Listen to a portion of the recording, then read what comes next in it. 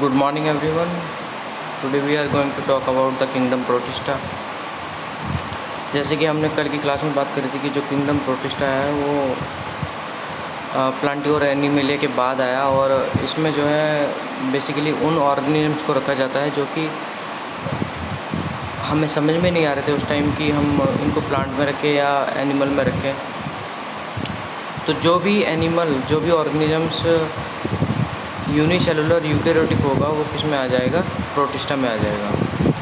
तो चलिए इनकी कुछ कैरेक्टरिस्टिक की बात करते हैं। तो सबसे पहला है कि सिमिलर टू बैक्टीरिया, ये बैक्टीरिया के समान लक्षण को प्रदर्शित करते हैं। जैसे कि फर्स्टली ये यूनिसेलुलर होते हैं, जैसे कि मैंने आपको पहले ही बताया कि ये जो है यूकेरियोटिक यूनिसेलुलर होते हैं। मतलब चाहे वो फंजाई हो, चाहे वो एनिमल हो, चाहे वो प्लांट हो, अगर वो यूनिसेलुलर होगा और यूकेरियोटिक होगा तो किस में आ जाएगा, किंगडम प्रोटिस्टा में आ जाएगा। ये बात आपको हमेशा ध्यान रखनी है। कौन आएगा किंगडम प्रोटिस्टा में? वो ऑर्गेनिजम्स जिसकी जो सेल यूकेरियोटिक नेचर की होगी और कैसा होगा, वो यूनिसेलुलर होगा, वो आ जाएगा किंगडम प्रोटिस्टा में। अब चाहे वो प्लांट हो, चाहे उसके प्लांट के कैरेक्टर्स हो, चाहे उसके एनिमल के कैरेक्टर्स हो, चाहे उसके फंजाई के कैरेक्टर्स हो, ये मैटर नहीं करेगा। अगर वो यूनिसेलुलर होगा तो किस में आ जाएगा, किंगडम प्रोटिस्टा में।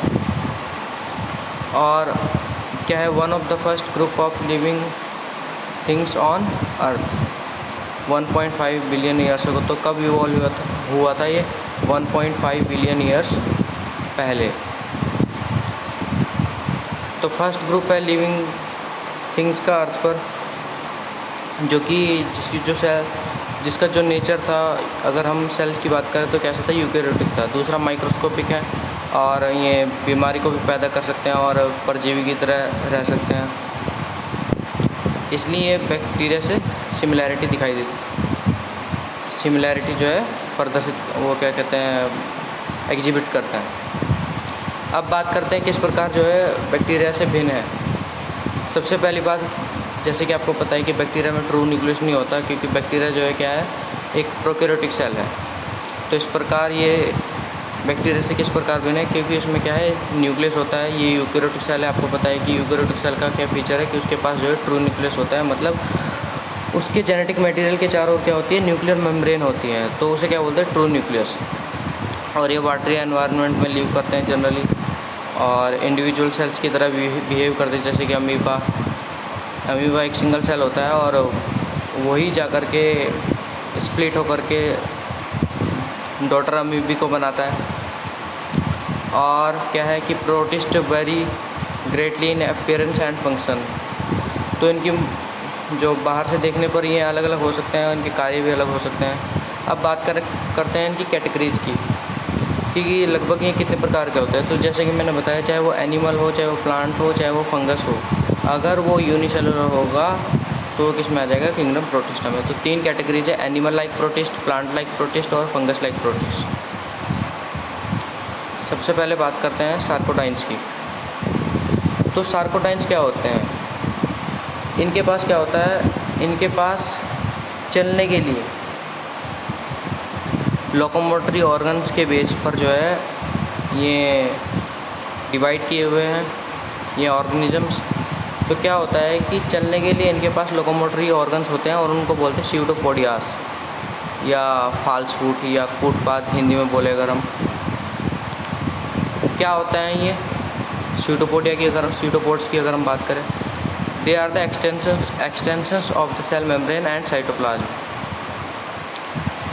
अगर आपने अमीबा को कभी ऑब्जर्व किया हो, आपने उसकी एनिमेशन देखी हो अगर अमीबा की, ठीक है, तो कैसा होता है, या उसकी पिक्चर इमेज देखी हो, तो कैसा होता है कि उसके चारों ओर फिंगर लाइक प्रोजेक्शंस निकले होते हैं, उन्हें बोलते हैं स्यूडोपोडियाज। और उन्हीं के द्वारा क्या करता है, वो लोकोमोशन करता है। और जनरली क्या है, वो एक्सटेंशंस है किसके, सेल मेम्ब्रेन के और साइटोप्लाज्म के। और किस लिए यूज करे जाते हैं, लोकोमोशन के लिए यूज करे जाते हैं। Pseudopodias are also used for movement and capture to food. चलने के लिए मददगार होते हैं और भोजन को पकड़ने के लिए मददगार होते हैं। सपोज करें कि अमीबा के सामने उसका भोजन है, तो वो क्या करेगा, अपने स्यूडोपोडिया को इस तरह से फैलाएगा और उस भोजन को कैप्चर कर लेगा और एक कप लाइक स्ट्रक्चर फॉर्म करेगा, जिसको बोलेंगे फूड वैक्यूल। कुछ के पास सेल्स भी होता है, कवच भी होती है, और ये जो सेल्स जो है लाइमस्टोन, मार्बल और चॉक को फॉर्म करते हैं। जैसे कि मैंने बताया था अमीबा, सार्कोडाइन्स का जो एग्जांपल है, तो अमीबा की बात करें कैसा है ये, इसके पास स्यूडोपोडियाज होते हैं। दूसरा कॉन्ट्रैक्टाइल वैक्यूल्स होती है, जो कि कॉन्ट्रैक्टाइल वैक्यूल्स वो वैक्यूल्स होती है जो कि वाटर के अमाउंट को कंट्रोल करती है अंदर की तरफ। ज़्यादा है तो वो पानी को बाहर भेज देगी। अब बात करें फूड वैक्यूल, तो मैंने बताया कि जब ये फूड को कैप्चर करता है तो फूड वैक्यूल का निर्माण करता है, और उसमें इसका जो भोजन है, वो जो एंजाइम्स हैं वो फूड वैक्यूल में डाल दिए जाते हैं, और फाइनली फूड का जो है डाइजेशन हो जाता है। दूसरा बात करें हम सीलिएट्स की, तो सीलिएट्स में क्या होगा, जैसा कि मैंने आपको बताया था कि इनका जो डिवीज़न है वो किसके बेस पर हुआ है, लोकोमोटरी ऑर्गन्स के बेस पर हुआ है। हम सीलिएट्स की बात कर रहे थे। सीलिएट्स वो, और इसमें वो ऑर्गेनिजम्स आते हैं जिनके पास जो है क्या होता है, उनके चारों तरफ जो है सीलिया होते हैं। सीलिया मतलब हेयर लाइक टाइनी स्ट्रक्चर्स होते हैं, जो कि उनके मूवमेंट में भी हेल्प करते हैं, और ये वो प्रोजेक्शंस जो कि मूवमेंट के लिए और साथ ही साथ जो है फूड को गैदर करने के लिए भी काम आती है। साथ ही साथ फीलर्स की तरह वर्क करती है। फीलर्स मतलब कि एक ऐसा ऑर्गन जो कि फूड सर्चिंग के लिए यूज होता हो। तो इसका एक एग्जांपल की बात कर लेते हैं। पैरामीशियम इसका एग्जांपल है सीलिएट्स का, क्योंकि पैरामीशियम जो है, जिसको जो स्लीपर एनिमल्क्यूल भी मुख्यतः कॉमनली बोला जाता है पैरामीशियम को। और इसके चारों ओर तरफ क्या होता है, सीलिया होते हैं, टाइनी हेयर लाइक स्ट्रक्चर्स होते हैं, और एक पेलिकल होती है इसके चारों तरफ, टफ आउटर वॉल जिसको बोलते हैं, बेसिकली टफ होती है ये, और स्लीपर शेप्ड होता है ये। और जैसे हमारे पास खाने के लिए माउथ होता है, तो इसके पास क्या होता है, ओरल ग्रूव, जो कि इसके माउथ की तरह ही है। और क्या होता है, गलट, जो कि फूड को होल्ड करती है। फूड वैक्यूल होती है जो कि डाइजेस्ट करती है फूड को। एनल पोर होती है जो वेस्ट को रिमूव करती है। और दो कॉन्ट्रैक्टाइल वैक्यूल्स होती है जो कि वाटर का रेगुलेशन करती हैं बेसिकली। दो न्यूक्लियाई होते हैं इनमें। पैरामीशियम की अगर हम बात करें तो दो न्यूक्लियाई होते हैं, एक मैक्रो न्यूक्लियाई होता है और एक माइक्रो न्यूक्लियाई होता है, और ये जो है बाइनरी फिजन या कॉन्जुगेशन के द्वारा रिप्रोड्यूस करते हैं। तीसरा हम बात करते हैं फ्लैजिलेट्स की। तो फ्लैजिलेट्स ये वो ऑर्गेनिजम्स है जिनके पास जो है क्या होता है, फ्लैजिला होता है, एक व्हीप लाइक स्ट्रक्चर, जो कि मूवमेंट के लिए यूज होता है, जैसे यूग्लिना में अगर आपने देखा हो। और बहुत सारे जो है क्या है, एनिमल्स के अंदर रहते हैं, सिम्बायोसिस को शो करते हैं, जिसमें जो एक सिम्बायोसिस क्या है, एक क्लोज रिलेशनशिप है जिसमें जो है एक पार्टनर को बेनिफिट होता हो कम से कम। दूसरा म्यूचुअलिज्म को भी शो करते हैं, जब दोनों पार्टनर्स को बेनिफिट होता हो।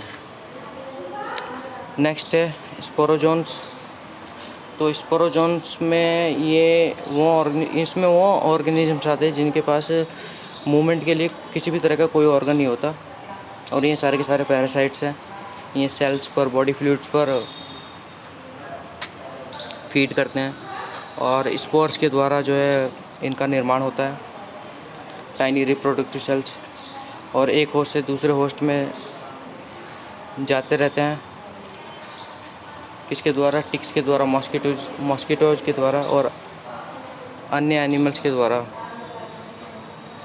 मतलब बेसिकली इनको वेक्टर चाहिए एक होस्ट से दूसरे होस्ट में जाने के लिए, जैसे कि फॉर एग्जांपल प्लाज्मोडियम, जो कि मलेरिया कॉज करता है, प्लाज्मोडियम। तो ये कुछ था